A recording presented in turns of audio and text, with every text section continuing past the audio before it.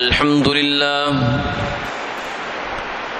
لله وكفى وسلام على عباده الذين اصطفى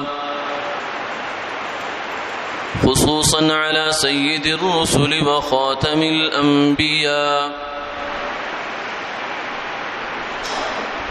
وعلى آله وصحبه ومن تبعهم واقتدى. أما بعد فقد قال الله تبارك وتعالى: أينما تكونوا يدرككم الموت ولو كنتم في بروج مشيدة. وقال تعالى: قل إن الموت الذي تفرون منه فإنه ملاقيكم ثم تردون إلى عالم الغيب والشهادة فينبئكم بما كنتم تعملون.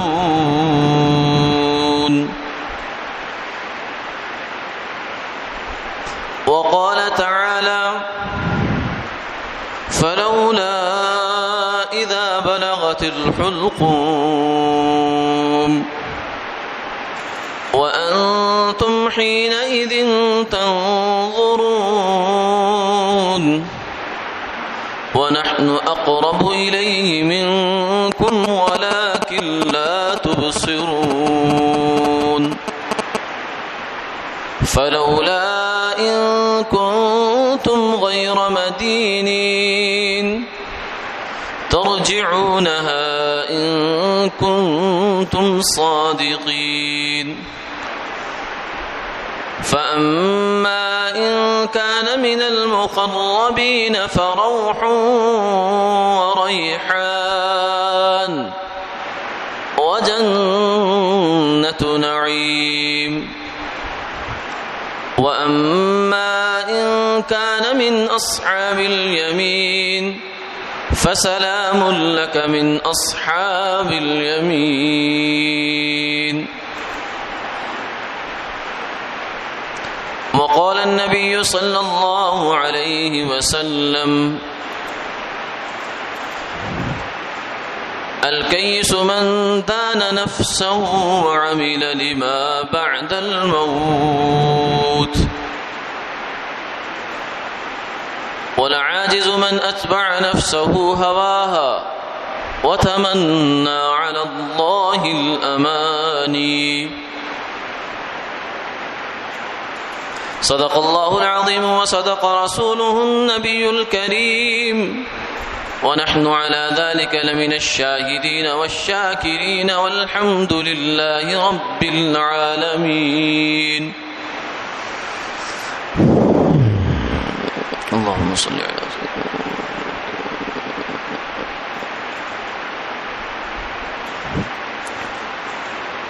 محترم و مکرم حاضرین و سامعین، اللہ رب العزت کا پاک ارشاد ہے: اینما تکونوا یدرککم الموت. تم جہاں بھی ہوگے تمہیں موت اپنے وقت پر آ پہنچے گی. وَلَوْ كُنْتُمْ فِي بُرُوجٍ مُشَيَّدَةٍ، چاہے تم چونے گچ کے مضبوط برجوں کے اندر ہو. یا آج کل کے اصطلاح میں کہیں کہ ساؤنڈ پروف اور بم پروف، ہر قسم کے پروف والے بنکروں میں ہو، گھروں میں ہو، محلات میں ہو، آسمان کے اوپر ہو یا نیچے ہو، سمندر کی تہ میں ہو یا ہوا میں ہو یا فضا میں ہو یا خلا میں ہو، موت وہاں پہنچ جائے گی. دوسری جگہ فرمایا کہ اے میرے محبوب ان سے فرما دیجئے ان الموت الذی تفرون منہ فانہ ملاقیکم، وہ موت کہ جس سے تم بھاگتے ہو، جس کو چھوڑ کر اپنے پیچھے چھوڑ کر بھاگ رہے ہو، فانہ ملاقیکم، وہ تو تمہارے سامنے سے آ رہی ہے۔ ثم تردون الی عالم الغیب والشہادہ، پھر تم لوٹائے جاؤ گے، واپس کیے جاؤ گے اس ہستی کی طرف جو حاضر اور غائب، شہادت اور غیب کا جاننے والا ہے، تمہاری جلوت و خلوت سے واقف ہے، تمہارے ارادوں سے، تمہاری نیتوں سے، تمہارے دل کے احوال سے، خطرات سے، وساوس سے، اوہام سے، شکوک سے، ہر چیز سے واقف ہے۔ فَيُنَبِّئُكُم بِمَا كُنتُمْ تَعْمَلُونَ، پھر وہ تمہیں خبر دے گا، بتائے گا جو کچھ بھی تم کر کے آئے، کیا تم نے، بتائے گا وہ، فلاں دن، فلاں جگہ، فلاں موقع پر، فلاں ماحول میں، فلاں کے سامنے، فلاں سے چھپ کر، فلاں زمین کے خطے میں، فلاں کمرے میں، فلاں خلوت میں، فلاں جگہ تم نے یہ کام کیا، بتاؤ کیا نہیں کیا؟ تو اللہ بتائیں گے۔ تیسری جگہ ارشاد فرمایا کہ دیکھو ایسا کیوں نہیں ہوتا کہ جب جان حلق تک آ جاتی ہے، وَأَنْتُمْ حِينَئِذٍ تَنظُرُونَ، اور تم اس وقت دیکھ رہے ہوتے ہو، وَنَحْنُ أَقْرَبُ إِلَيْهِ مِنْكُمْ وَلَكِنْ لَا تُبْصِرُونَ، ہم اس وقت اس انسان کے تم سے زیادہ قریب ہوتے ہیں۔ تم 2 فٹ کے فاصلے پہ ہوگے، 6 فٹ کے فاصلے پہ ہوگے، 13 فٹ کے فاصلے پہ ہوگے، لیکن ہم تو اس کی اشارہ سے زیادہ قریب ہیں۔ وَلَكِنْ لَا تُبْصِرُونَ، لیکن ہم تمہیں نظر نہیں آ رہے ہوتے اس وقت۔ فَلَوْلَا إِن كُنتُمْ غَيْرَ مَدِينِينَ، اگر تم بڑے طاقتور ہو، بڑے ذی اختیار ہو، تمہارے پاس بڑی ترقی ہے، ٹیکنالوجی ہے، سائنس ہے، میڈیکل سائنس ہے، فلاں فلاں فلاں، مال، دولت، تعلقات، رشتہ دار، PR، بہت کچھ ہے تمہارے پاس، تو پھر تم ترجعونہا ان کنتم صادقین، اگر تم سچے ہو تو اس جانے والے کو واپس پلٹا لو۔ بادشاہ ہے دنیا کا، ساری دنیا پر جس نے حکومت کی، ساری دنیا کے طبیب اس کے اشارہ ابرو کے منتظر، ساری دنیا کے خزانے اس کے قدموں میں، ساری دنیا کی فوجیں اس کے اشارے پر چلتی ہیں، لیکن موت کا وقت آ گیا۔ سکندر رومی، پوری دنیا کا فاتح، جھنڈے گاڑنے والا، موت کا وقت آ گیا تو اب پریشان، کچھ نہیں ہو پا رہا۔ اب کہتا ہے میری بس ایک خواہش ہے کہ میرا آخری سانس میرے وطن میں جا کر نکل جائے، بس، اور کوئی خواہش نہیں ہے، اور وہ بھی نہیں ہو سکا۔ اس لیے فرمایا کہ یہ ہمارا ایک نظام ہے، بس اب تمہارے دیکھنے کا کام یہ ہے، فَأَمَّا إِن كَانَ مِنَ الْمُقَرَّبِينَ، کہ جانے والا کیا ہے، اگر تو وہ اللہ کے مقرب لوگوں میں سے ہے، اللہ کا قرب اس کو حاصل ہے، اللہ کی دوستی اس کو حاصل ہے، فَرَوْحٌ وَرَيْحَانٌ، تو خوشبوئیں ہیں، استقبال ہے، پروٹوکول ہے، اعزاز ہے، فرشتے اس کو لینے کے لیے آ رہے ہیں۔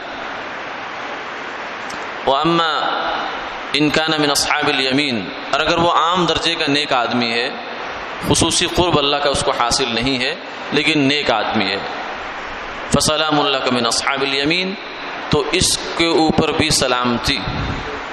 وَأَمَّا إِن كَانَ مِنَ الْمُكَذِّبِينَ الضَّالِّينَ فَنُزُلٌ مِّنْ حَمِيمٍ وَتَصْلِيَةُ جَحِيمٍ إِنَّ هَذَا لَهُوَ حَقُّ الْيَقِينِ، اور اگر وہ جھٹلانے والوں میں سے تھا، گمراہوں میں سے تھا، فَنُزُلٌ مِّنْ حَمِيمٍ، تو گرم پانی کی مہمانی، وَتَصْلِيَةُ جَحِيمٍ، جہنم کا داخلہ، إِنَّ هَذَا لَهُوَ حَقُّ الْيَقِينِ، فرمایا کہ یہ حق ہے، سچ ہے، یقینی بات ہے کہ ایسا ہوگا، بلکہ ہوتا ہے۔ صرف ہوگا نہیں بلکہ ہوتا ہے، ہوتا آیا ہے۔ تو یہ جو قرآن پاک کی جتنی آیات تلاوت کی گئی اور جن کا ترجمہ کیا گیا، ان کے اندر ہمیں ایک پیغام ہے ہمارے لیے اللہ کی جانب سے۔ وہ پیغام اور حقیقت یہ ہے کہ فرمایا ہر انسان کی موت کا وقت طے ہے۔ اذا جاء اجلهم لا يستأخرون ساعة ولا يستقدمون۔ اللہ کے علم میں تو ازل سے طے ہے، لیکن جب بچہ پیدا ہوتا ہے، ماں کے پیٹ میں ہوتا ہے، تو 4 ماہ کا ہو جاتا ہے، فرشتہ ایک اللہ کی طرف سے مقرر ہوتا ہے اس پر، اور اس فرشتے کو اللہ تعالیٰ پھر بتا دیتے ہیں کہ اس کی یہ عمر، یہ اس کا رزق، یہ اس کی موت کی جگہ، یہ فلاں فلاں چیزیں اس کی لکھ دو۔ تو انسان کے اندر گویا کہ اس وقت یہ ساری چیزیں فٹ ہو جاتی ہیں، یعنی ہماری جو ایکسپائری ہے، ہم نے کس تاریخ کو کس جگہ پر کس حال میں ایکسپائر ہو جانا ہے، کہتے ہیں فلاں بندہ ایکسپائر ہو گیا، یہ سب ہمارے سسٹم کے اندر فٹ کیا گیا۔ جب 4 ماہ کا بچہ تھا پیٹ میں، اسی وقت اس کے اندر لکھ دیا گیا اس کا رزق کتنا ہے، اس کی زندگی کیسی ہوگی، اور اس نے مرنا کب ہے اور کیسے مرنا ہے، سارا ڈیٹا محفوظ کر دیا گیا، اور اس سے ایک لمحہ کی تاخیر نہیں ہو سکتی، نہ جلدی ہو سکتی ہے نہ تاخیر ہو سکتی ہے۔ اذا جاء اجلهم لا يستأخرون ساعة ولا يستقدمون۔ جب ان کا وقت مقرر آ جاتا ہے تو پھر ایک گھڑی بھی، ایک سیکنڈ بھی آگے بھی نہیں پیچھے بھی نہیں، بالکل ایگزیکٹ وقت پہ جا کر انسان فوت ہوتا ہے۔ اس لیے ہر انسان کی موت طے ہے، حتیٰ کہ ہمارے اہل سنت والجماعت کا یہ عقیدہ ہے ان المقتول میت لأجلہ، جس شخص کو قتل کیا جاتا ہے وہ بھی اپنے وقت مقررہ پر ہی مرتا ہے، اس سے آگے اس کی زندگی تھی نہیں۔ قاتل کے اوپر جو داروگیر ہے، الزام ہے اور سزا ہے، وہ اس لیے ہے کہ اس نے اس کی موت کو اپنے ہاتھوں سے کیوں کیا، یہ جرم اس نے اپنے اوپر کیوں لیا، اپنے اختیار سے، اپنی ول اور وش کے ساتھ اس نے یہ کام کیوں کیا۔ باقی جانے والا تو اپنے وقت پر گیا ہے، اس میں ذرا کمی بیشی نہیں ہے۔ تو اس لیے موت کا وقت ہے، اس کو کوئی انسان ٹال نہیں سکتا۔ آدمی چاہے کہ میں اپنی زندگی کو بڑھا لوں یا گھٹا لوں، یہ نہیں ہو سکتا۔ تو جس کام کے کرنے کا امکان ہی نہیں ہے، جس کے ہونے کا امکان ہی نہیں ہے، اس پر زیادہ انسان کو زور بھی نہیں لگانا چاہیے، اس کے بارے میں زیادہ پریشان بھی نہیں ہونا چاہیے، زیادہ سوچ بچار بھی نہیں کرنی چاہیے کہ میں نہ مروں۔ کوئی انسان یہ سوچ لے کہ میں ایسے ہی منصوبہ بناتا ہوں، کوئی ایسا سلسلہ بناتا ہوں، ایسا سسٹم بناتا ہوں، ایسی کوئی ترقی کرتا ہوں علم کے لحاظ سے کہ میں مروں گا نہیں، تو یہ ایسی خواہش ہے جس کا جو خواہش ہی رہ جائے گی، ایسی تمنا ہے جو تمنا ہی رہ جائے گی، ایسی آرزو ہے جو آرزو ہی رہ جائے گی، اس نے حقیقت کا روپ نہیں دھارنا۔ یہ خواہش تو ہو سکتی ہے، یہ خواہش یہاں پوری نہیں ہوگی، یہ خواہش آگے جا کے پوری ہوگی جنت میں۔ لا يموت ولا يحيا، جہنمی بھی جہنم میں کبھی نہیں مرے گا، جنتی جنت میں کبھی نہیں مرے گا، خالدین فیہا ابدا۔ تو جو ہماری ہمیشہ رہنے کی خواہش ہے، لمبی سے لمبی زندگی، لمبے سے لمبے منصوبے، اپنی اولاد، پھر اولاد کی اولاد کی اولاد دیکھنی ہے، پھر ان کی شادیاں دیکھنے کا ارادہ ہے، پھر ان کے بزنس دیکھنے کا ارادہ ہے، یہ جو اتنے سارے منصوبے ہم نے پال رکھے ہیں، یہ دنیا کے نہیں ہیں۔ دنیا کے منصوبے تو مختصر گزارے کے، لمبے منصوبے آخرت کے۔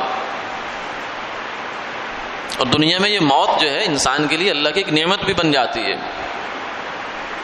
اس لیے کہ اگر ایک انسان کو زندہ رکھا جائے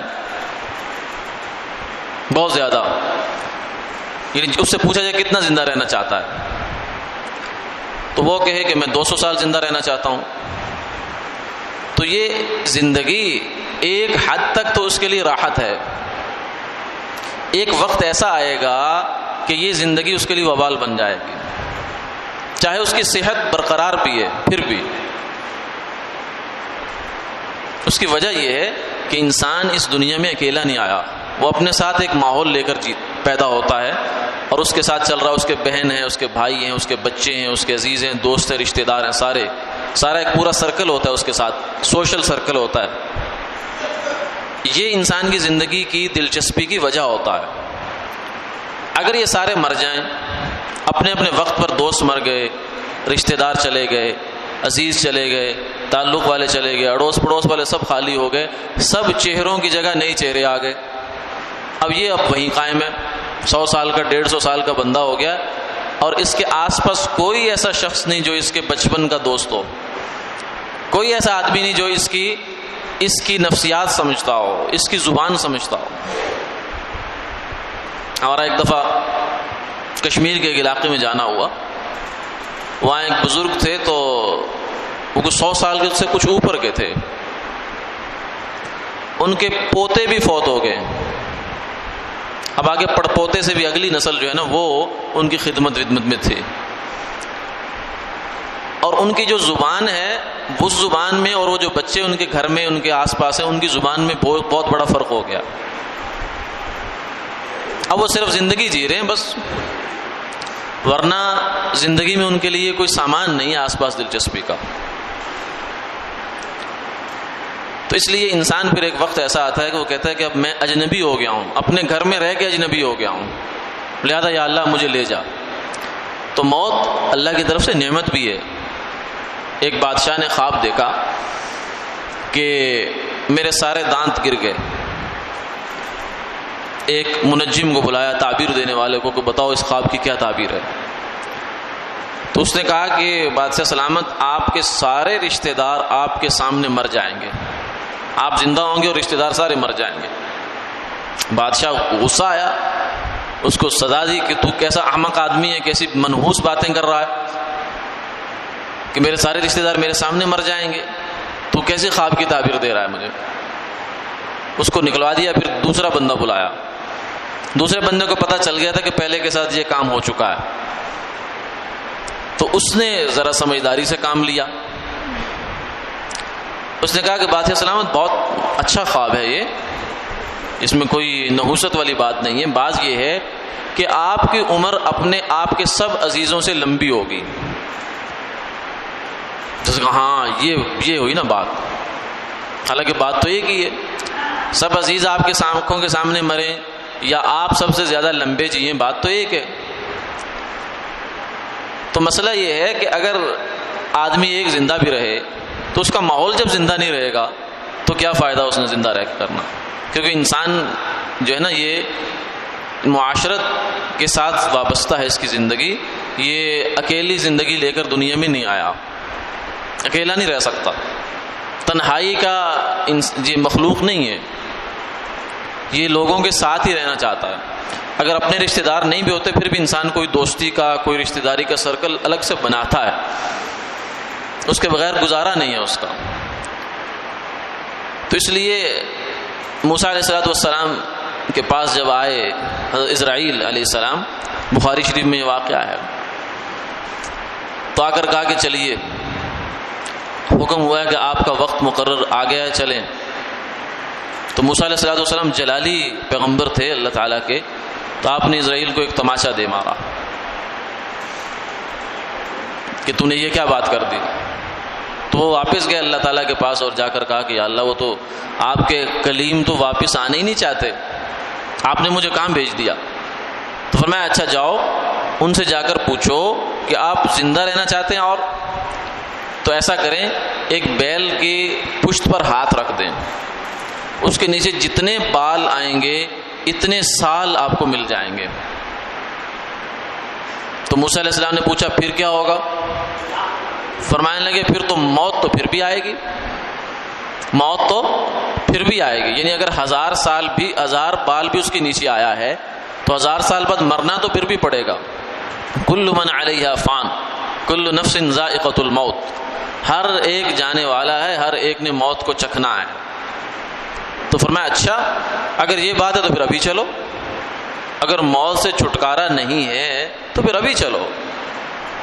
تو اس لیے لمبی زندگی جینے کی خواہش کوئی ایسی خواہش نہیں ہے. ہاں یہ ضرور ہے کہ رسول اللہ صلی اللہ علیہ وسلم نے فرمایا کہ دعا تعلیم دی ہے، اللہم احینی ما علمت الحیات خیرا لی وتوفنی اذا علمت الوفات خیرا لی، کہ اللہ جب تک جینا میرے لیے اچھا ہے مجھے اس وقت تک زندہ رکھ، اور جب میرا دنیا سے جانا اچھا ہو تو مجھے لے جا. تو ہم نہ اپنی مرضی سے دنیا میں آئے نہ اپنی مرضی سے دنیا سے جائیں گے. اللہ نے بھیجا ہے، اللہ کا حکم جب آئے گا چلے جائیں گے. اور اس جانے کے لیے مسلمان کو تیار رہنا چاہیے. اس لیے کہا جاتا ہے کہ مرنا مسلمان کا مسئلہ نہیں ہے، کہ مجھے موت نہ آئے یہ اس کا ایشو نہیں ہے. یہ تو وہ طے کیا ہوا کہ آئے گی، کیونکہ جس دروازے سے گزر کر انسان آگے ہمیشہ کی نعمتوں میں داخل ہوتا ہے وہ موت ہی ہے. آخرت کی طرف جانے کا راستہ اور موت کے سوا ہے ہی نہیں کوئی. آدمی چاہے کہ میں جنت کی نعمتیں تو لوں مگر موت سے نہ گزرنا پڑے تو یہ نہیں ہو سکتا. اس لیے اس دروازے سے آدم علیہ الصلوۃ والسلام سے لے کر سرکار دو عالم صلی اللہ علیہ وسلم تک تمام انبیاء گزرے ہیں، اس سے سوائے عیسیٰ علیہ السلام کے کہ وہ ابھی قیامت کے قریب گزریں گے. باقی تو تمام گزرے ہیں اور گزر کر آگے چلے گئے. تو اس لیے مسلمان کے لیے موت ایشو ہے ہی نہیں کہ مرنا ہے، اور وہ اس کا یہ بھی عقیدہ ہے کہ موت اپنے وقت پر ہی آتی ہے. ہاں اب مسئلہ دو باتیں ہیں. ایک یہ ہے کہ مسلمان کا اصل مسئلہ یہ ہے کہ میں نے کیسے مرنا ہے، میں نے کیسے مرنا ہے. اس چیز کا اللہ نے اس کو اختیار دیا ہے، سوچ بچار دی ہے، اور اسی کے لیے دنیا میں بھیجا بھی ہے اس کو کہ تو نے جانا کیسے ہے. کہنے والے نے یہ کہا کہ اے انسان، تو جب دنیا میں آیا تھا ماں کے پیٹ سے نکل کر اس دھرتی میں آیا، زمین کے اوپر آیا، تو اس وقت کیفیت یہ تھی کہ تو رو رہا تھا کہ میں کہاں کس مصیبت میں پھنس گیا. کیا مزے کی زندگی تھی اندر، نہ گرمی نہ سردی نہ بھوک نہ پیاس، سب آٹومیٹک سسٹم کے تحت چل رہا تھا، نہ پیشاب نہ پاخانہ. اب یہاں نئی زندگی میں آیا ہوں، اب تو مصیبتوں کا گھر میں آ گیا. تو رو رہا تھا اور تیرے رشتہ دار سارے ہنس رہے تھے، مٹھائیاں بانٹ رہے تھے، مبارکیں دے رہے تھے ایک دوسرے کو. لیکن اب تو زندگی ایسی گزار، اس دھرتی پر رہتے ہوئے، زمین پر رہتے ہوئے ایسی زندگی گزار کے جا کہ جب تو جائے تو سب رو رہے ہوں اور تو مسکرا رہا ہو. فَأَمَّا إِنْ كَانَ مِنَ الْمُقَرَّبِينَ فَرَوْحٌ وَرَيْحَانٌ يَا أَيَّتُهَا النَّفْسُ الْمُطْمَئِنَّةُ ارجعی الی ربک راضیۃ مرضیہ فادخلی فی عبادی وادخلی جنتی. کہ جب وقت موت کا آئے تو تم اس کے انتظار میں بیٹھے ہوئے ہو، بھاگ نہ رہے ہو اس سے، کیونکہ بھاگنے کا کوئی فائدہ نہیں ہے، بھاگ سکتے ہی نہیں اس سے. انتظار میں بیٹھے ہو کہ کب آئے گا بلاوا اور کب میں جاؤں گا. جیسے حج کے موقع پر درخواست منظور ہوگی زندگی میں پہلی دفعہ، اور زندگی اب یہ بتا رہی ہے کہ شاید آخری دفعہ کا چانس ہے، تو انسان کے جذبات کیا ہوتے ہیں. گھر چھوڑنے کا دکھ تھوڑا بہت ہوتا ہے، رشتہ داروں سے جدا ہو رہا ہے، آنکھیں بھی ڈبا جاتی ہیں، دکھ بھی ہوتا ہے، لیکن خوشی غالب ہوتی ہے کہ جا کہاں رہا ہوں.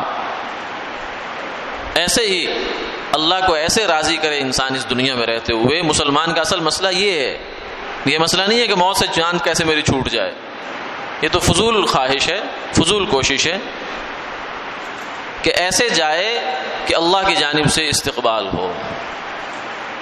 فروح و ریحان، رسول اللہ صلی اللہ علیہ وسلم نے اس کی وضاحت فرمایا کہ مسلمان آدمی، مومن آدمی، نیک آدمی جس نے اللہ کی نافرمانی میں زندگی نہیں گزاری، اگر اس سے گناہ ہو بھی گیا تو توبہ کر لی، فوراً توبہ کی، اللہ کا ولی بن گیا. جسے فرمایا اللہ کا ولی بننا کوئی مشکل کام نہیں ہے. ہر صغیرہ کبیرہ گناہ سے سچی توبہ کرو، اگلا قدم ولایت میں ہے.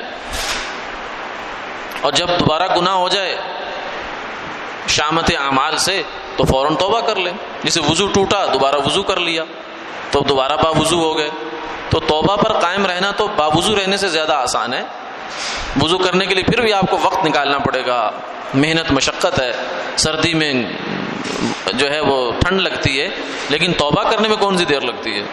توبہ تو انسان بستر پر لیٹے لیٹے کر لے گا، زبان بھی نہیں لانی پڑتی، دل کا معاملہ اللہ کے ساتھ ہے، وہیں پہ توبہ ہو جاتی ہے. تو توبہ کر کے زندگی صاف کر لی، اب آگے اللہ کے حکم کے مطابق زندگی چلا رہا ہے. تو یہ مسلمان جو ہے پھر اس کے آگے 2 درجے فرما دیے. قرآن پاک کی آیت میں فرمایا فَأَمَّا إِنْ كَانَ مِنَ الْمُقَرَّبِينَ، اللہ کے قرب میں اور بڑھتا گیا حتیٰ کہ مقربین میں سے ہو گیا، یا پھر صرف عام نیک آدمی ہے. بہرحال دونوں کا اپنے اپنے درجات کے مطابق استقبال ہوتا ہے. جب موت آتی ہے، موت کا وقت قریب آتا ہے، تو اس شخص کی حالت بدلنا شروع ہو جاتی ہے. مایوسی سے نکل جاتا ہے وہ، خوشی کے کیفیات اس کے اوپر آنا شروع ہوتی ہیں. جیسے آپ مری جائیں گرمی کے موسم میں، تو عین جو ٹھنڈ کا علاقہ ہے اس سے بہت پہلے سے ہی ٹھنڈی ہوائیں آنا شروع ہو جاتی ہیں، ماحول بدلنا شروع ہو جاتا ہے. تو اگر آخرت انسان کی شاندار ہے، موت شاندار ہے، اللہ ہر انسان کی موت شاندار دے اس کو، ہر مسلمان کو شاندار موت دے. اللہ سے مانگے تو شاندار موت مانگے. تو اس کے فرشتے آتے ہیں. ابھی یہ اس دنیا میں ہوتا ہے، فرشتے اس کو نظر آنا شروع ہو جاتے ہیں، غیب کا پردہ کھل جاتا ہے. ادھر رشتہ دار بھی اس کو نظر آ رہے ہیں اور ساتھ فرشتے بھی نظر آنا شروع ہو جاتے ہیں. کئی دفعہ ہم نے سنا ہوگا، دیکھا ہوگا کہ اس موقع پر لوگ کہتے ہیں ہٹو ہٹو، انتظام کرو، چارپائیاں بچھاؤ، مہمان آ رہے ہیں. تو ہوتا کیا ہے کہ اس کو آخرت کے مناظر کھلنا شروع ہو جاتے ہیں. اس پر فرشتے آتے ہیں، ان کے ہاتھوں میں بہترین خوشبوئیں، گلدستے، پھول جنت کے، دنیا کے نہیں، دنیا کے اعلیٰ سے اعلیٰ پھول، اعلیٰ سے اعلیٰ خوشبو جتنی آپ سوچ سکتے ہیں، اس سے بھی 1000 نہیں، لاکھ نہیں، کروڑ گنا زیادہ اچھی خوشبو سوچیں، اس سے بھی زیادہ جنت کی خوشبو اچھی ہے. تو وہ خوشبو لے کر آتے ہیں، پھول لے کر آتے ہیں، رومال لے ہوتے ہیں ان کے پاس جنت کے، اور اس بندے سے کہتے ہیں کہ چلو چلیں. اور روح تو اندر بے قرار ہوتی ہے. ہمارا ایک جسم ہے، ایک ہماری روح ہے. جسم تو مٹی سے بنا، یہی مٹی میں رہ جائے گا. روح اوپر سے آئی ہے. یسألونک عن الروح قل الروح من امر ربی وما اوتیتم من العلم الا قلیلا. روح تو اللہ کے امر ہے. اور اصل ہم جو ہے ہماری شخصیت ہوتی ہے وہ روح ہی ہوتی ہے. اسی روح نے عالم ارواح میں اقرار کیا تھا الست بربکم کا. یہی روح جو ہے اسی کی موت ہوتی ہے. شخصیت کی موت جو ہوتی ہے وہ روح کا نکل جانا ہوتا ہے. کہتے ہیں نا فلاں صاحب کا انتقال ہو گیا، یعنی فلاں صاحب انتقال فرما گئے، یعنی اس دنیا سے نکل کر کسی اور دنیا میں چلے گئے. جسم تو یہاں پڑا ہوا ہے، تو انتقال کیسا ہو گیا؟ تو یہ جسم اصل نہیں ہے. جس جسم کو بنانے کے لیے ہم نے ساری زندگی لگا دیتے ہیں، جس کو سنوارنے کے لیے، جس کی خواہشات بنانے کے لیے، جس کی تسکین کے لیے، جس کی خوبصورتی اور آرائش و تزئین کے لیے، کتنی بڑی انڈسٹری ہے. کس لیے؟ صرف کہ ہمارا چہرہ جو ہے وہ گورا نظر آنا شروع ہو جائے. حالانکہ چہرے کی نورانیت کا راز جو ہے وہ فجر کی نماز میں ہے. جو انسان فجر کی نماز باجماعت پڑھتا ہے اس کا چہرہ روشن ہوتا ہے، اور اس پر اللہ وہ روشنی ڈالتے ہیں، وہ نور ڈالتے ہیں، وہ کشش ڈال دیتے ہیں کہ وہ دنیا کی کسی کریم سے نہیں ہو سکتی. یہ سب جھوٹی چیزیں ہوتی ہیں. دل کی تسلی ہوتی ہے، جھوٹ ہوتا ہے. جیسے جعلی نوٹ اور اصلی نوٹ دونوں آپس میں رکھے جائیں تو واضح فرق نظر آنا شروع ہو جاتا ہے. تو وہ اصلی نور ہے جو اللہ کا نور ہے، اور یہ جو کریموں کا نور ہے یہ کوئی نور نہیں ہے، دھوکہ ہے. تو یہ ہم جس جسم کو بنانے کے لیے اتنی محنت اتنی کر رہے ہیں، یہ جسم تو ہے ہی نہیں ہمارا ساتھ. یہ تو ساتھ چھوڑ گیا. یہ تو ایک سواری تھی ہماری. اصل سوار روح تھا اس پر، اسی کے سارے معاملات تھے. جب تک اس سوار کو جو ہے وہ سواری کی ضرورت تھی، سواری ساتھ دیتی رہی. جو ہی اس کی منزل قریب آئی سوار سواری سے جدا ہو گیا. جب منزل قریب آتی ہے تو گاڑی سے اترنا پڑتا ہے انسان کو. یہ تو نہیں کہ آدمی ہوائی جہاز میں بیٹھ کر اگر امریکہ سے آیا پاکستان میں تو اپنے جس گھر میں جانا ہے وہاں تک ہوائی جہاز لے کے جائے گا. نہیں، سواری وہ چھوڑے گا، چھوڑ کر پھر آگے چلے گا. تو جب ہم نے آخرت کی منزل کا سفر کرنا ہے اور سب نے کرنا ہے، اللہ سب کے سفر کو شاندار فرمائے، تو اس کے لیے جسم چھوڑنا پڑے گا.